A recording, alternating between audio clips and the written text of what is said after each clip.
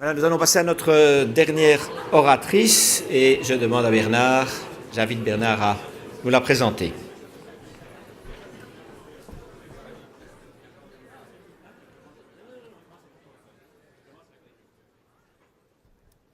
Ok. Alors, lors d'une édition précédente de Transmutation, mais je ne me souviens plus si c'était l'année dernière ou il y a 2 ans, Pierre Portevin avait introduit une des oratrices en disant que c'était son kiff. Eh bien, aujourd'hui, c'est mon tour. Frédéric Bedos, c'est mon kiff. Et vous allez voir qu'après l'avoir entendu, que je n'ai pas beaucoup de mérite à cela. Et en fait, je serai assez bref pour l'introduire, parce que la meilleure manière de la connaître, c'est de la laisser parler, ou plutôt, c'est de laisser parler son projet. Parce que quand on la connaît un peu, on se rend compte qu'en fait, c'est d'elle que parle son projet. Frédéric Bedos, c'est La petite fille à la balançoire, c'est le titre de son livre. Évidemment, nous avons tous fait de la balançoire dans notre jeunesse, j'espère que vous n'en faites quand même plus tous les jours, mais nous n'en avons sans doute pas tiré les mêmes leçons que Frédéric. Il faut dire qu'il ne s'agit pas non plus de la même balançoire. Sa balançoire à elle, c'est l'incessant va-et-vient entre sa famille génétique et sa famille d'accueil, entre 2 femmes qu'elle appelle toutes les 2 maman. Et la vie n'est pas simple au début.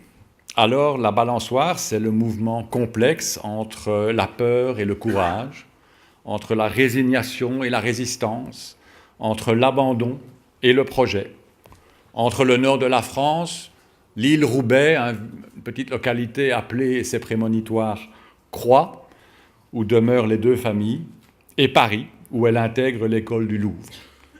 Entre Paris et New York, où elle débarque pour intégrer une nouvelle chaîne TV consacrée à la mode et au design. La balançoire, c'est aussi le mouvement entre la capacité à réaliser ses projets, à force de ténacité, il faut bien le dire, et l'ouverture à l'imprévu, l'ouverture à l'inconnu, qui à son tour va nourrir de nouveaux projets, et ainsi de suite. C'est ça la balançoire. Frédéric voulait intégrer l'école du Louvre pour devenir égyptologue, excellente idée. Elle y est entrée à force de volonté et d'un peu de culot aussi, sans doute. Mais c'est pendant ses études qu'elle s'envole pour New York, un voyage qui donnera une nouvelle orientation à sa vie, l'entrée dans les médias, la culture, l'Internet. Mais tout n'est pas simple. Passé, famille, souvenirs vous rappellent vite à une réalité plus dure. Retour de balancier, retour à Paris, redémarrage professionnel, dans le téléachat, en se disant que cet imprévu ouvrira peut-être la porte à de nouveaux projets. Et c'est bien ce qui se produit.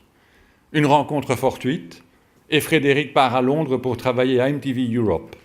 Puis retour à Paris, où le PAF, paysage audiovisuel français, l'a enfin découverte et reconnue pour son talent. Frénésie d'activité, mais une frénésie peut-être inconsciemment entretenue pour cacher des fêlures plus profondes. Frédéric écrit « Ma drôle d'enfance m'avait appris à danser sur les fils sans perdre l'équilibre, entre rire et larmes, entre mauvaise fortune et coup de chance. » La balançoire, encore. Mais cette fois, cette balançoire va l'emmener beaucoup plus loin.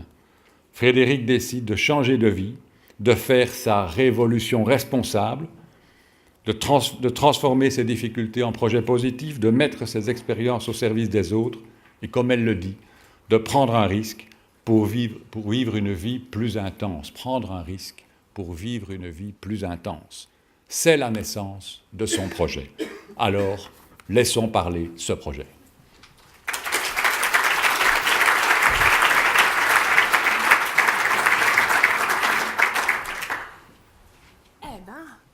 Quelle introduction! Transmutation, c'est mon kiff. Bon, quelle journée, hein! Alors, franchement, je sais pas qui a eu l'idée de me faire passer après tout ces super orateurs, parce que ça file la pressure.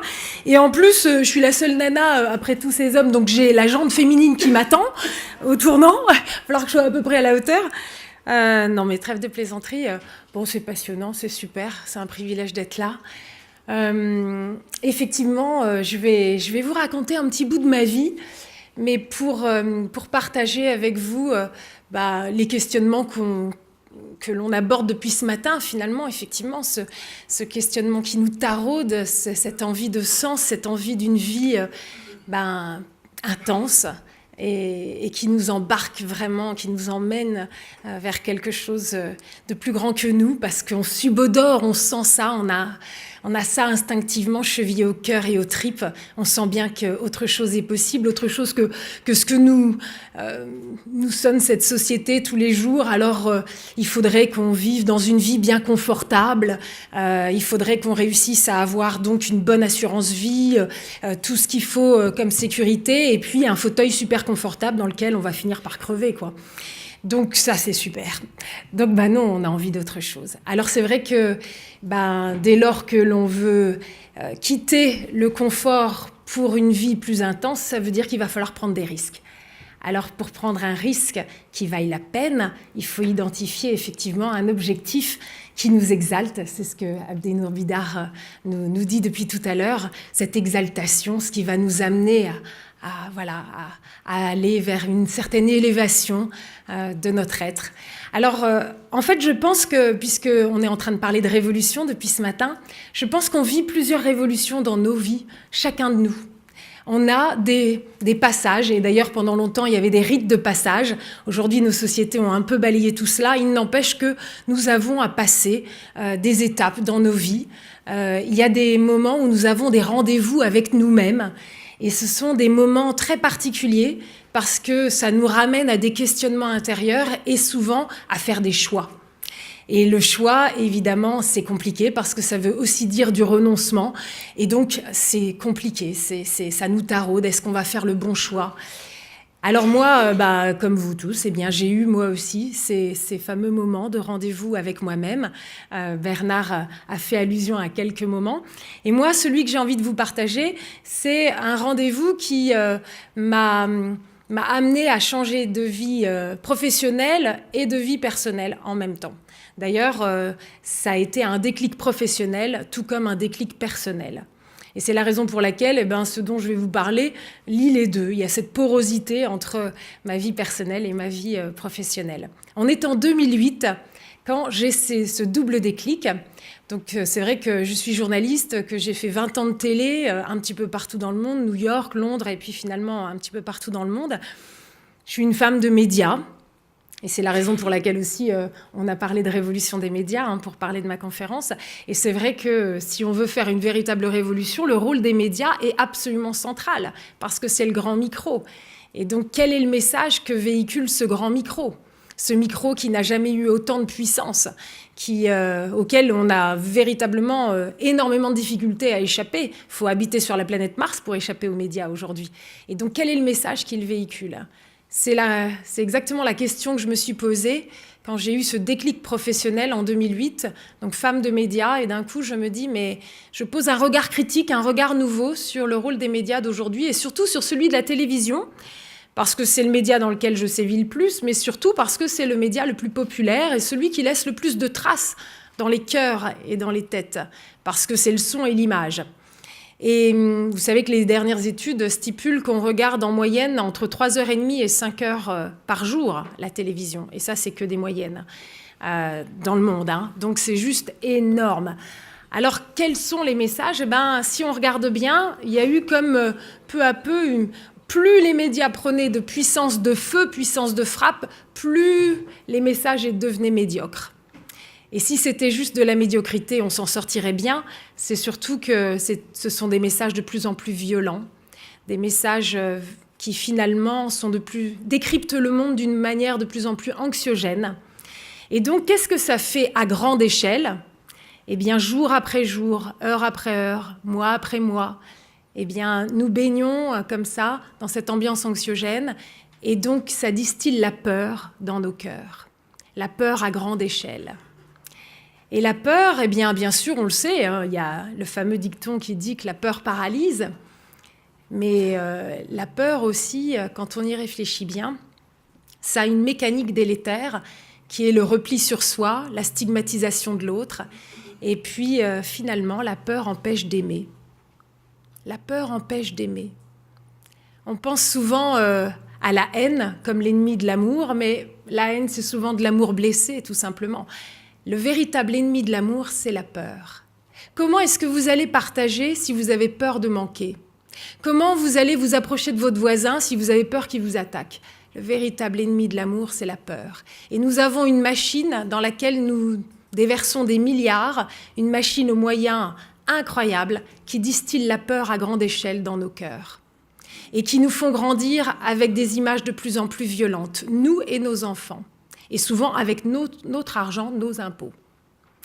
Alors il y a une vraie question à se poser, et c'est là où on voit la schizophrénie de nos sociétés qui prônent tous les jours des grands discours de paix et qui nous élèvent, nous éduquent dans la violence, sans cesse. Alors, comme je suis une femme de médias, quand d'un coup je réalise ça, évidemment, ça fait le Big Bang dans mon cœur. Je me dis, waouh, il y a quand même un vrai sujet là. Parce que comment est-ce qu'on va réussir à changer ce monde et à le rendre meilleur si nous sommes écrasés par la peur ? Si nous sommes paralysés de peur, alors que nous avons des enjeux, des défis qui sont de plus en plus urgents et prégnants, et donc il va falloir qu'on soit de plus en plus nombreux à nous lever de notre fauteuil pour agir, nous sommes paralysés de peur.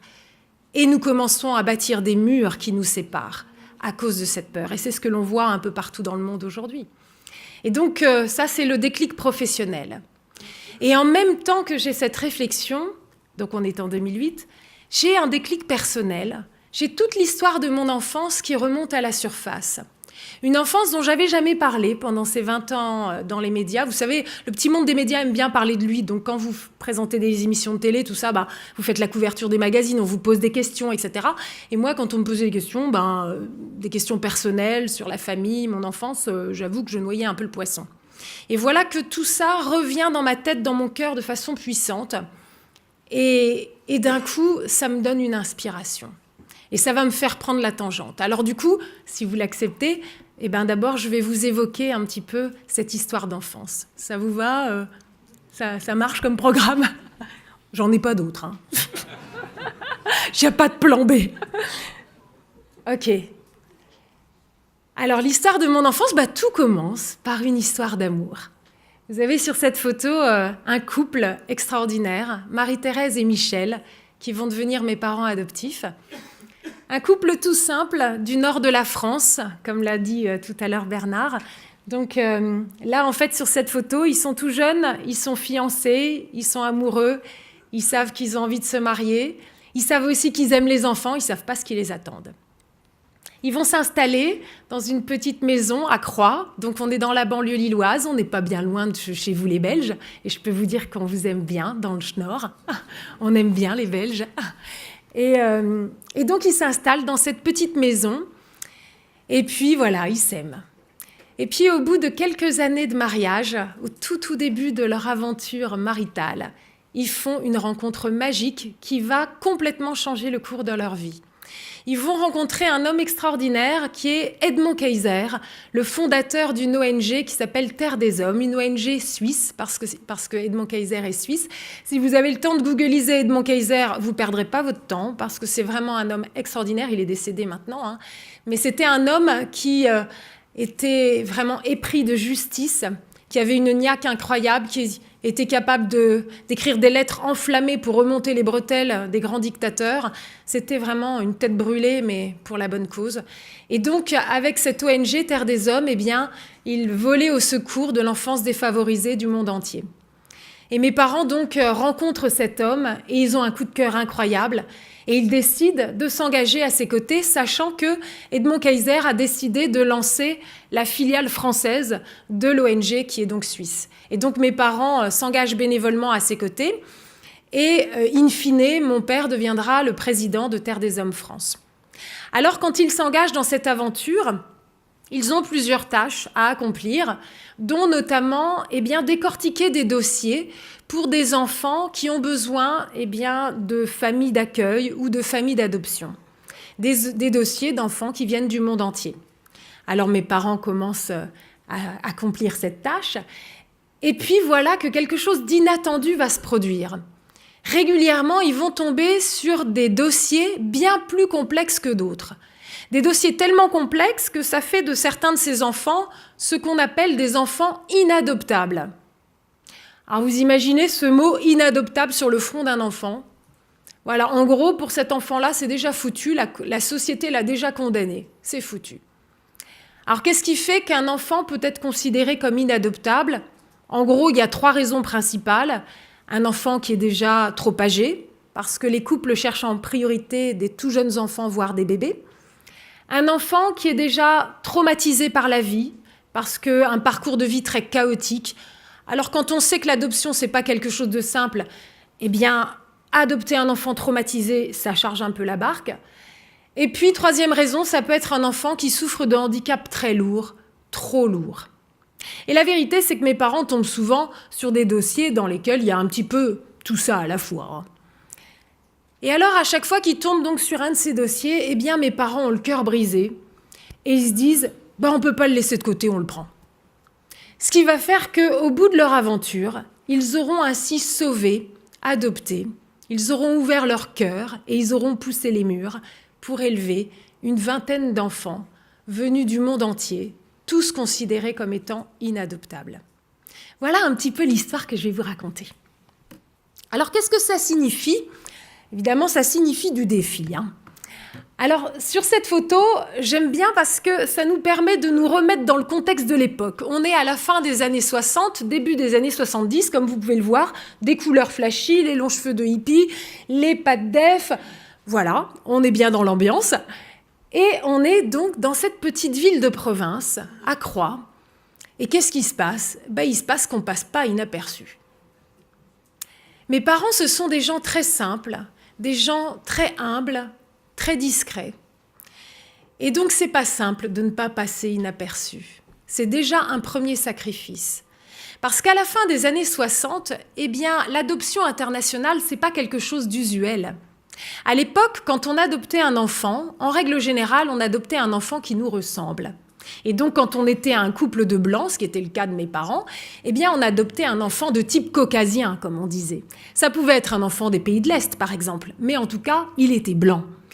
Et donc, eh bien, c'était un secret de famille. Et donc, on ne savait pas que l'enfant était adopté. Et même bien souvent, l'enfant lui-même ne savait pas qu'il était adopté.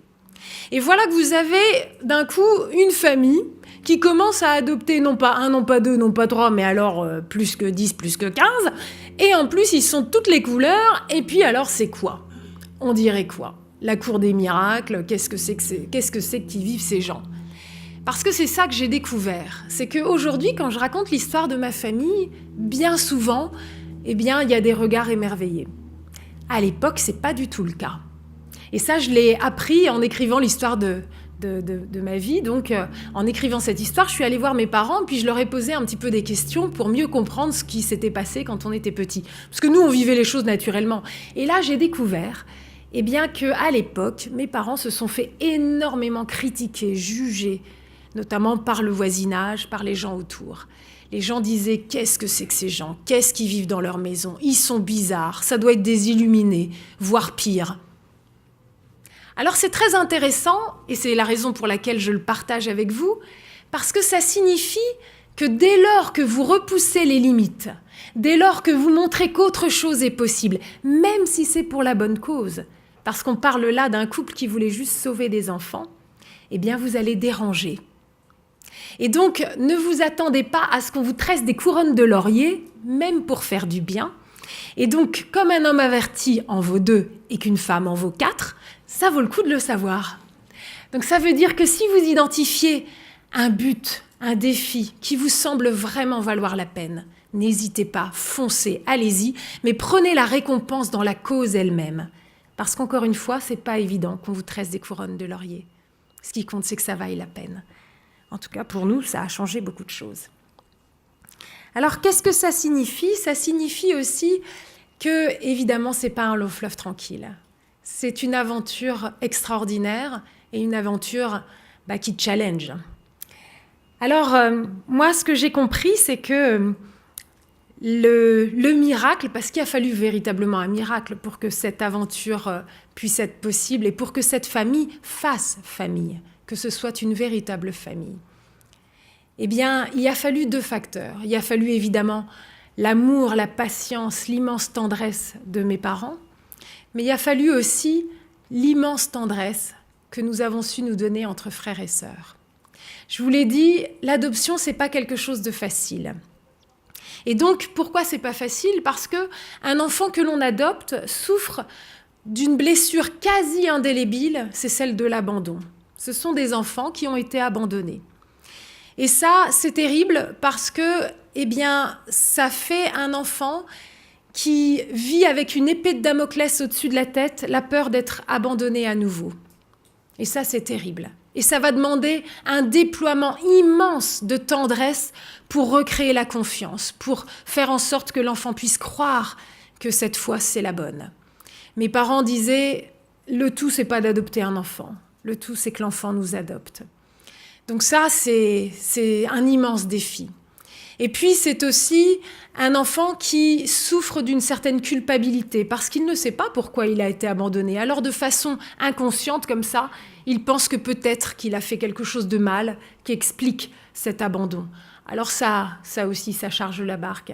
Et du coup, vous avez des enfants qui sont souvent perturbés, qui vont, eh bien, chercher encore plus de preuves d'amour et qui vont pousser le bouchon toujours plus loin avec des crises, des colères, pour palper vraiment « est-ce que tu m'aimes ?»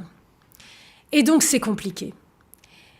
Et là, vous avez, en fait, mes parents ont juxtaposé les uns à côté des autres des problèmes qui peuvent paraître pris séparément déjà insolubles. Chacun insoluble. Parce que chaque enfant souffre de cette blessure d'avoir été abandonné et en plus, il souffre d'autres types de blessures. Donc, a priori, franchement, ça doit donner la cata, tout ça. Et je pense qu'en fait, c'est certainement dans cette démesure qu'il y a eu la racine du miracle. Vous savez, c'est saint Augustin qui disait « La mesure de l'amour, c'est d'aimer sans mesure ». Et je pense véritablement que c'est ce que mes parents ont su vivre et ont su nous faire vivre. Alors, je vous le disais, il y a cette rencontre qu'il a fallu faire entre frères et sœurs pour que nous puissions faire famille.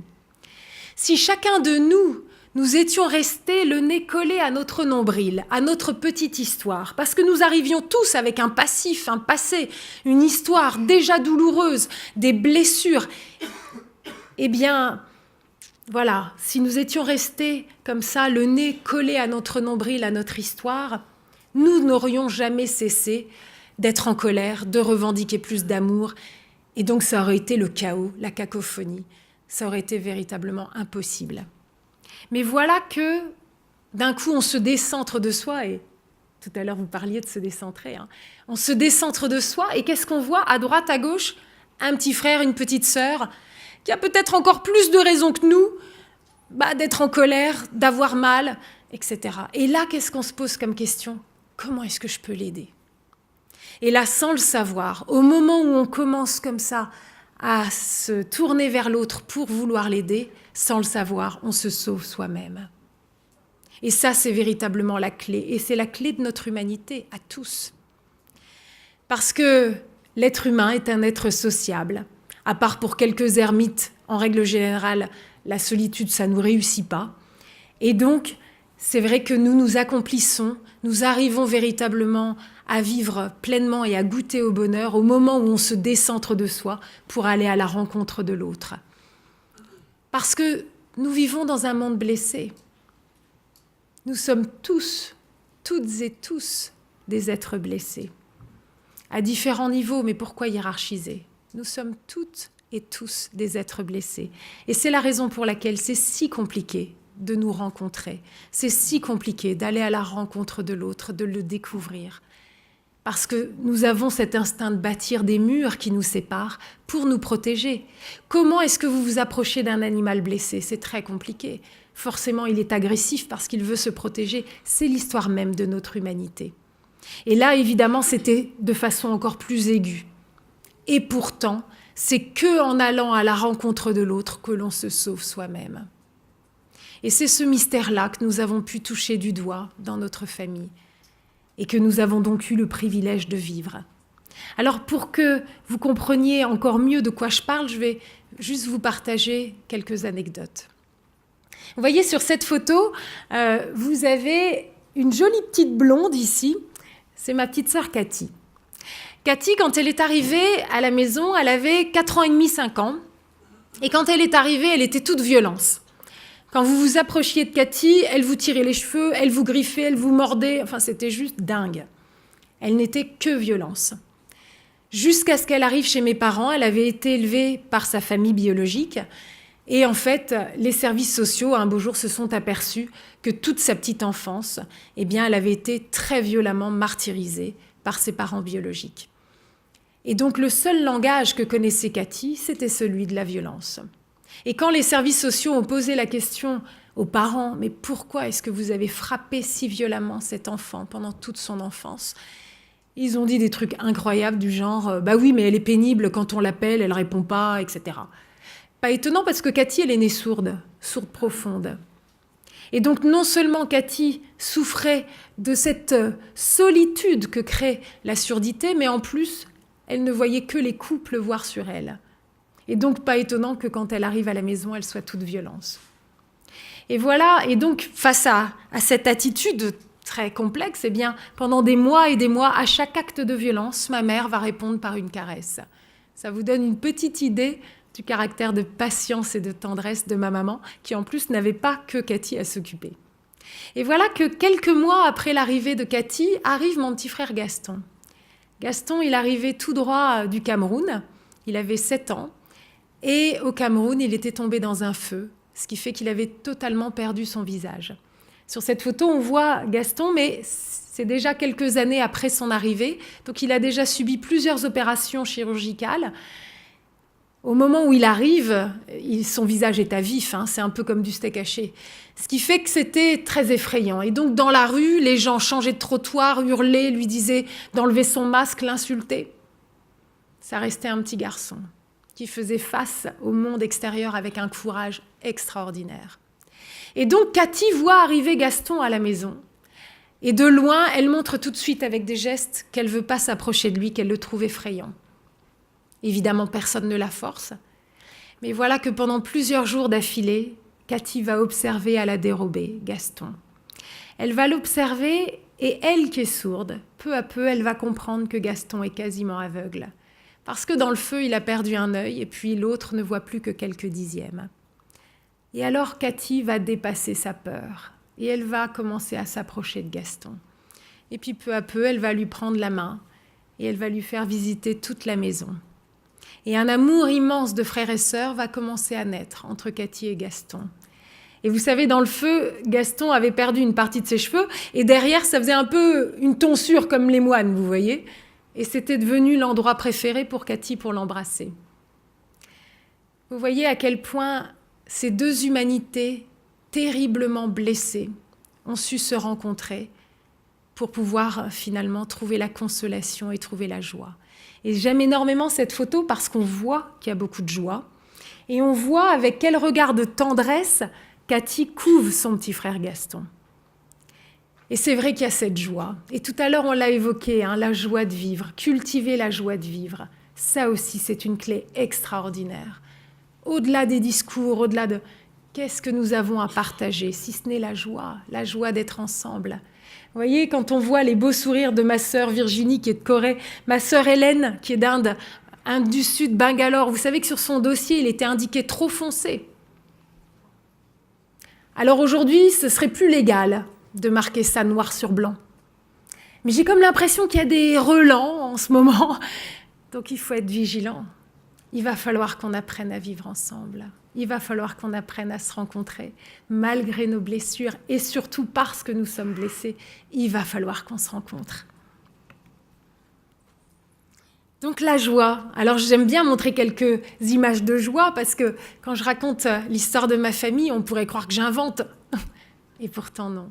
C'est vrai que malgré les blessures, dès lors qu'on commence à s'intéresser à l'autre et à vouloir s'investir pour l'autre dans la relation, eh bien oui, on découvre des sources de joie incommensurables, intarissables. Et ça, c'est extraordinaire. Et ça vaut plus que toutes les intelligences artificielles du monde, croyez-moi. L'humour peut vraiment sauver aussi le monde. Alors je ne peux pas ne pas vous raconter l'arrivée de l'ange de la famille. Un jour, mes parents entendent parler d'un petit garçon pour lequel il y a une urgence absolue. Il a 2 ans et demi, il est dans une pouponnière à Tours, et les pouponnières, c'est pour les bébés. Donc ça fait belle lurette qu'il n'a plus l'âge d'être en pouponnière. Et donc les services sociaux ont décidé de transférer ce petit garçon. Et comme ils ne savent pas quoi faire avec lui, ils ont décidé qu'ils le transféreraient dans une institution psychiatrique alors que cet enfant est totalement sain d'esprit. Alors c'est à ce moment-là que mes parents entendent parler de lui et ça les révolte. Qu'est-ce qui fait que les services sociaux ne savent pas quoi faire de ce petit garçon ? Ce petit garçon a été abandonné à la naissance alors qu'il est né sans bras et sans jambes. Alors évidemment, c'est une situation complexe. À l'époque, on est déjà une petite douzaine d'enfants à la maison, toujours dans la petite maison de Croix où s'étaient installés mes parents à leur mariage et qui n'était pas du tout une maison adéquate. Ils ne savaient pas du tout ce qui les attendrait, donc on était avec des lits superposés, ils avaient vraiment poussé les murs. Mais ils sont bouleversés par cette histoire et ils décident d'aller voir par eux-mêmes. Ils prennent leur voiture, ils partent à Tours. Et pour rendre visite à cet enfant sans l'effrayer, on leur dit qu'il faut qu'ils enfilent une blouse blanche. Parce que cet enfant n'a jamais vu que des personnes qui sont du personnel de santé, donc en blouse blanche. Ça vous donne une idée de l'état d'isolement de cet enfant.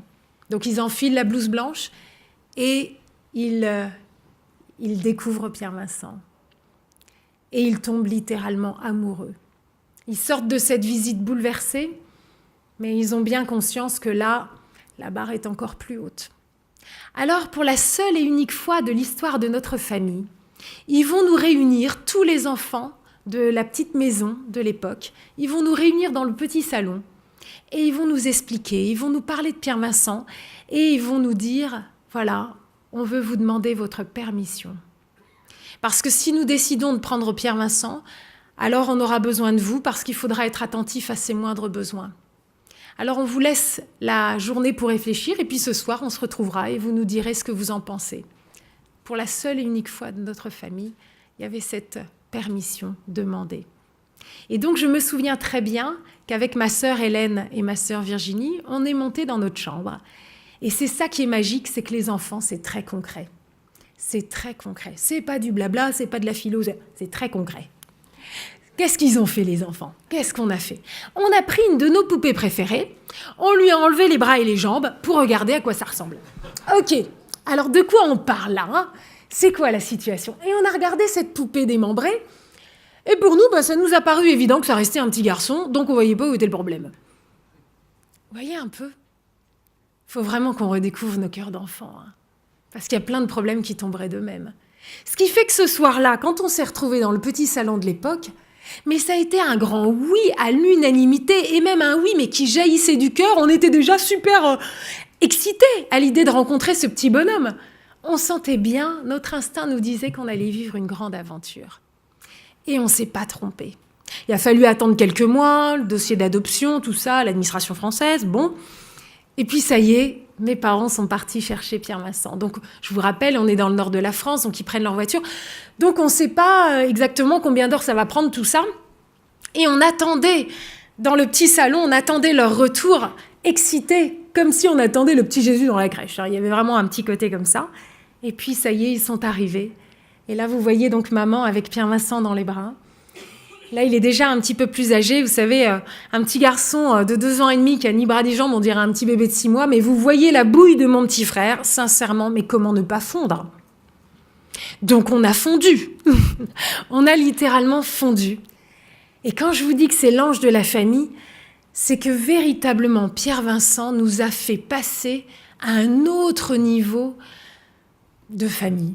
C'est-à-dire que c'est vrai qu'on vivait déjà des choses magnifiques sous notre toit.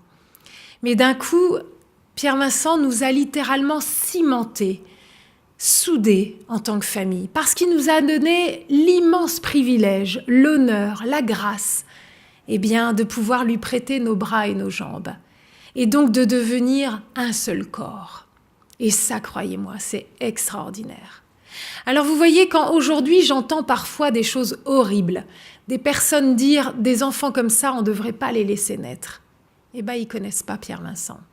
Et ce qui est très intéressant, c'est que, eh bien, là, nous questionnons exactement la condition de notre humanité. Qu'est-ce qui fait de nous un être humain?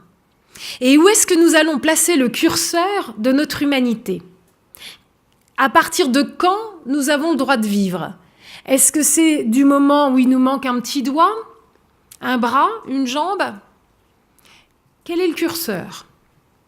Ce qui est sûr, c'est que Pierre Vincent, qui n'a ni bras ni jambes, c'est la joie de vivre incarnée. Je n'ai jamais vu mon petit frère se plaindre de quoi que ce soit. C'est la joie de vivre incarnée. C'est véritablement, là, nous touchons au mystère de notre humanité. Vous savez, mon père était quincaillier. Il tenait une petite quincaillerie de quartier à Roubaix avec 2 de ses cousins. Et donc, il était très bricoleur. Et donc, mon petit frère Pierre Vincent, il a un gros fauteuil électrique qu'il manie comme un chef. Mais dans la petite maison, c'était pas vraiment pratique. Et du coup, mon père, pour faciliter les déplacements de Pierre Vincent, lui avait bricolé une planche à roulettes avec des roulements à billes en dessous et du molleton au-dessus. Comme ça, il pouvait se mettre sur le ventre et avec ses petits moignons, il pouvait se propulser.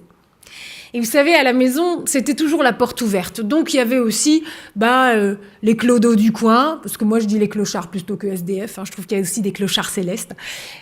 Il y avait les gens qui étaient déprimés, les gens qui avaient besoin d'un café, d'une écoute, d'une soupe. Il y avait toujours du monde. On était souvent 40 à table, c'était Porte Nawak. Et parfois, je me souviens de moments où il y avait donc des personnes déprimées qui venaient voir ma mère en disant « Marie-Thérèse, si tu savais, ça va pas en ce moment. » Et à ce moment-là, il y a Pierre Vincent qui fonçait entre leurs jambes en disant « Wouh ! Non, mais c'est pas si grave. » Ça aussi, apprendre à relativiser. Donc de la joie, relativiser et apprendre à nous rencontrer. C'est tout ce que nous avons appris dans notre famille. Là, vous voyez maman qui fait des câlins, parce que maman, c'est toujours ça, c'est maman câlin. Je l'ai eu au téléphone tout à l'heure, juste avant de prendre la parole. Je lui ai dit, je vais encore parler de vous et tout. Et elle me disait, je t'aime, je t'aime. Elle m'appelle ma joie, et moi, je l'appelle ma beauté. Parce que vous savez, nous avons tous à apprendre à quel point nous sommes beaux dans l'autre. Et nous avons à tirer de la joie dans l'autre. Je t'aime parce que je suis toi.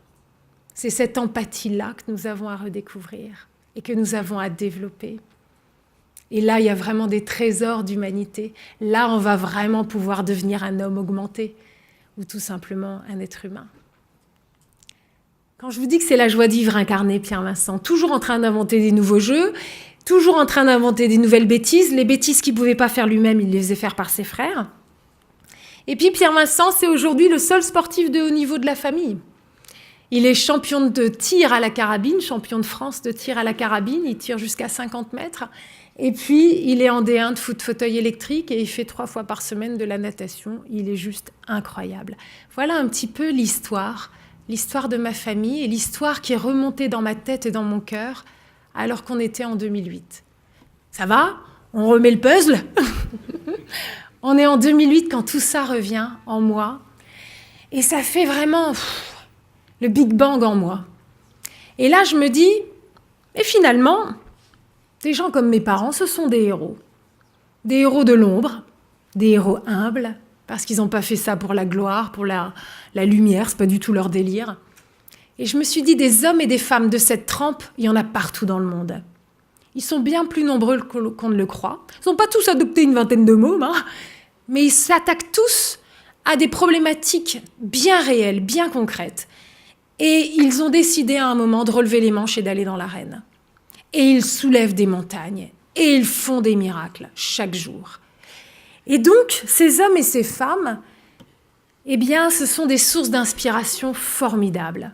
Parce que ce sont des hommes et des femmes qui nous ressemblent. Ils n'ont pas le porte-monnaie de Bill Gates, ils n'ont pas le cerveau d'Einstein. On peut s'identifier à eux. Et qu'est-ce que leur aventure nous montre ? Eh bien, ça nous montre qu'il n'est pas trop tard, que tout est possible. Et mieux que ça, c'est dans nos mains. C'est à nous de jouer. Ce monde est à notre image. Et donc, s'il y a une révolution à faire, c'est à nous de la faire.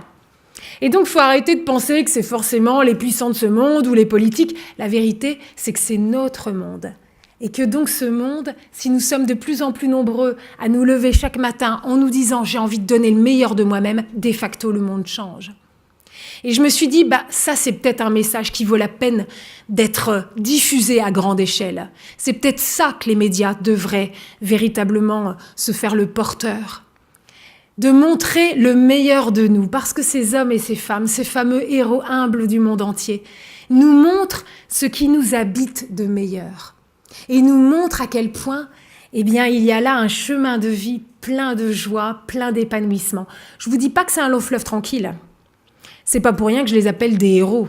Parce que, évidemment, c'est du défi. De même que l'aventure que mes parents ont vécue est évidemment une aventure pleine de défis. Et c'est pas un long fleuve tranquille. Mais ça vaut la peine. Et c'est ça qui compte. Ça vaut la peine. Et c'est à ce moment-là où on voit vraiment ce dépassement de soi, mais pas pour soi. Et c'est ça qui fait toute la différence. Et donc, je me suis dit, c'est ça que j'ai envie de faire aujourd'hui. Utiliser la puissance de feu des médias pour diffuser à grande échelle un message d'espérance. Et je me suis dit, je vais créer une ONG d'information. Ça s'appelle le projet Imagine. Et c'est cette idée que la puissance du témoignage, la puissance de l'image peut créer le déclic d'action chez le spectateur et donc favoriser l'émergence d'un grand mouvement d'action au service d'un monde plus juste et durable. Et donc, pourquoi une ONG ? Parce que finalement, il y a quand même une question d'indépendance, notamment d'indépendance du journalisme. Parce qu'à partir du moment où nos médias sont basés sur un système très mercantile, on traite l'actualité et la news comme un produit commercial comme un autre. Et ça, c'est tout de même un vrai souci, parce que être bien informé, c'est un pilier de la démocratie. Et donc, ça se doit d'être indépendant. Et donc, je me suis dit que je voulais lancer une toute nouvelle ligne éditoriale, faire du journalisme, mais avec espérance.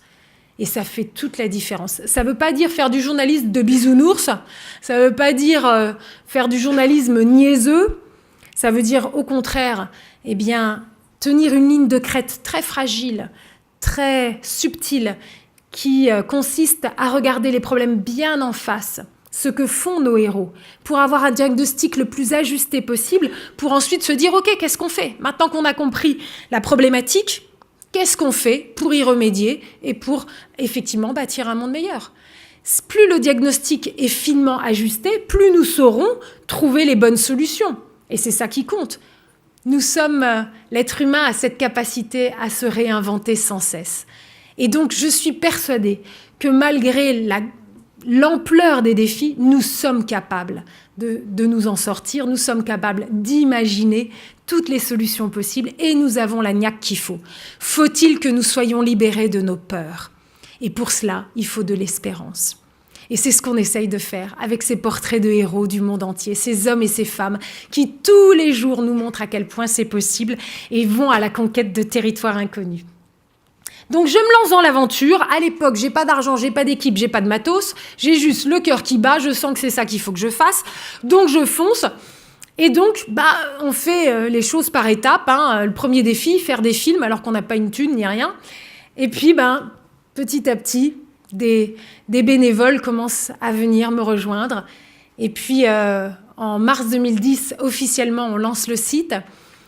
Et on est donc en 2017 et on a déjà fait plus d'une trentaine de films. Aujourd'hui, il y a plus de 450 bénévoles au projet Imagine. Là, vous voyez donc une équipe qui était partie au Congo faire le portrait d'une sœur qui s'occupe des pygmées là-bas, extraordinaire. Donc des journalistes, des caméramans, des ingénieurs du son qui redécouvrent la beauté de leur métier et le sens de toute cette technologie et qui reviennent transformés, qui eux aussi vont faire la contagion. Et puis, une fois qu'on monte le niveau des films, faire en sorte que ces films puissent être distribués de la façon la plus large possible pour véritablement créer cette contagion à grande échelle. Et ce passage-là, il a été fait avec notre premier long métrage, un film qui s'intitule « Des femmes et des hommes » dont vous voyez l'affiche ici, un film d'1h45 qui traite de l'égalité entre les hommes et les femmes dans le monde. Vaste sujet. Et ce film, alors qu'il a été fait donc avec des bouts de ficelle, 1 an de tournage sur le terrain avec au moins 18 équipes qui se sont relayées, eh bien, a reçu une reconnaissance au plus haut niveau. Il a été tout de suite projeté aux Nations Unies à Genève, aux Nations Unies à New York, à l'UNESCO, à Matignon, à l'Assemblée nationale, au Sénat. Bref, il représente ce sujet aujourd'hui dans le monde entier. Il a été déjà vu par 35 millions de gens dans le monde parce qu'il est diffusé dans les chaînes de télé du monde entier. Il est traduit en 11 langues différentes. Et donc, on voit à quel point, eh bien, on peut véritablement être une ONG d'impact grâce à cette puissance de frappe des médias.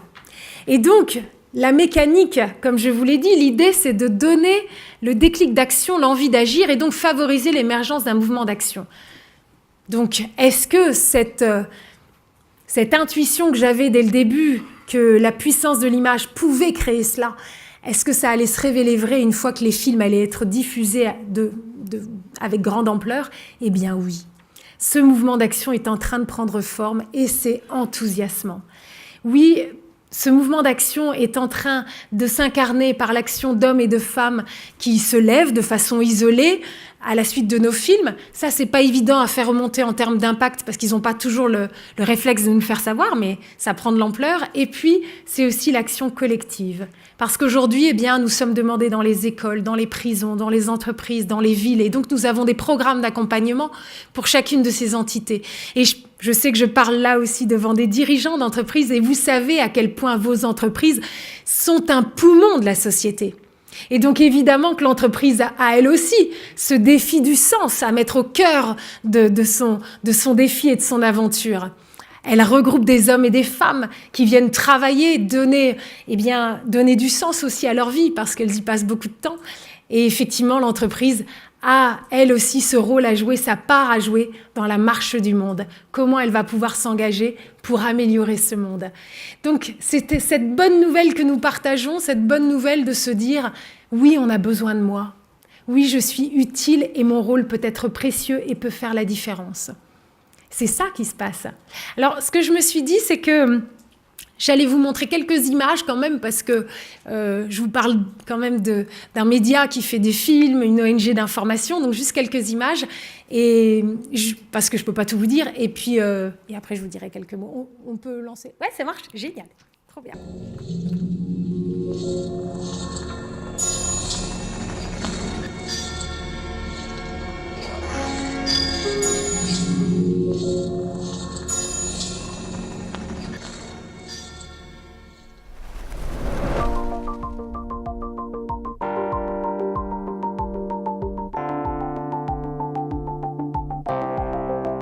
Standing in this dream, you're standing with me. Standing in this dream, oh, it's all I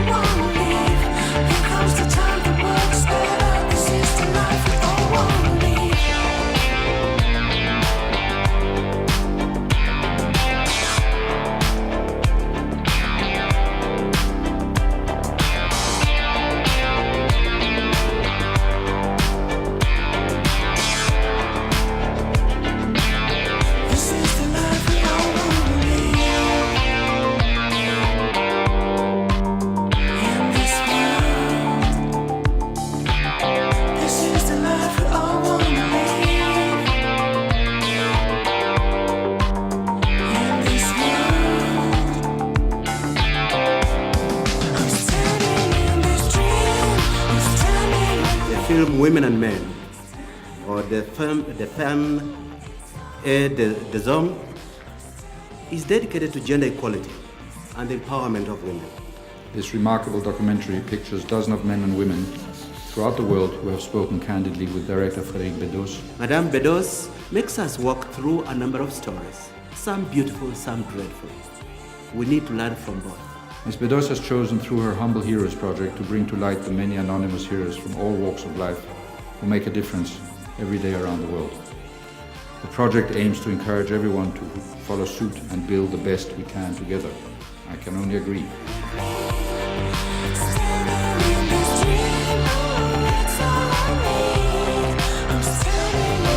Quand j'ai appris que Pascal Légitibus était parrain, j'ai dit d'accord, je serai marraine. J'ai senti une humanité, un enthousiasme, une énergie, et que tout ça m'a touché infiniment.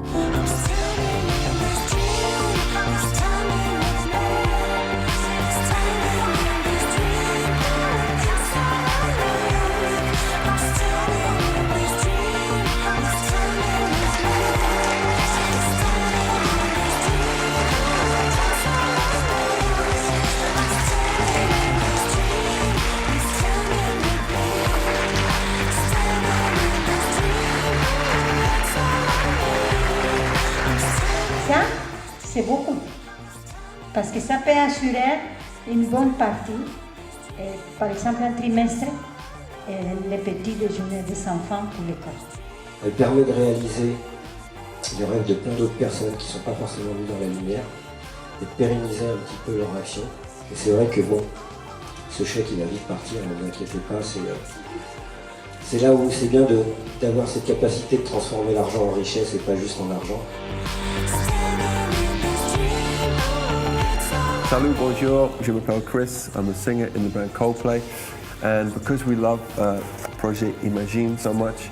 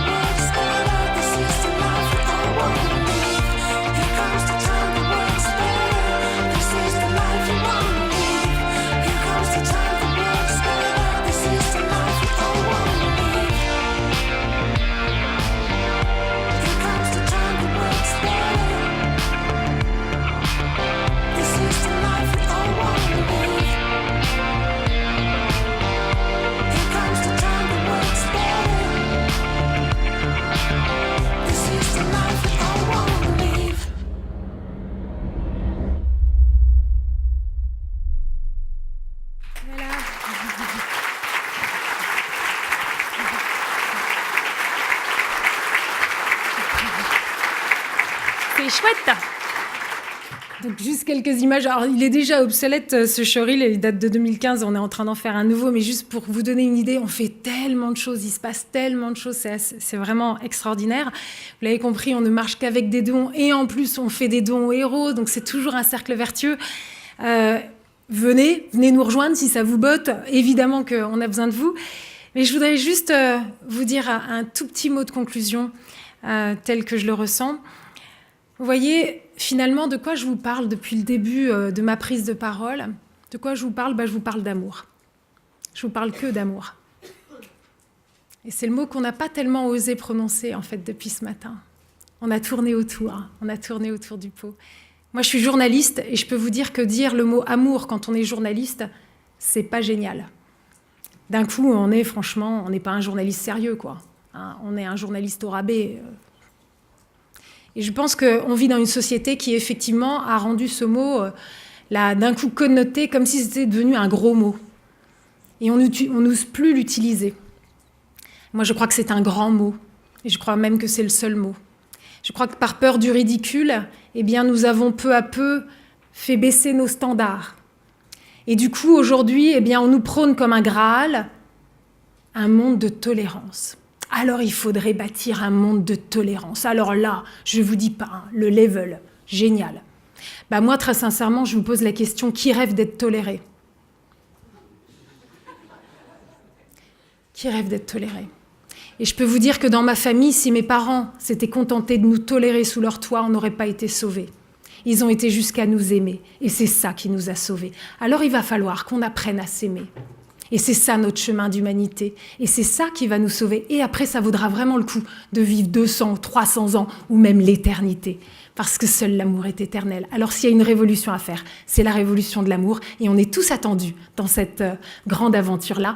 Et donc, allons-y, aimons. Merci beaucoup.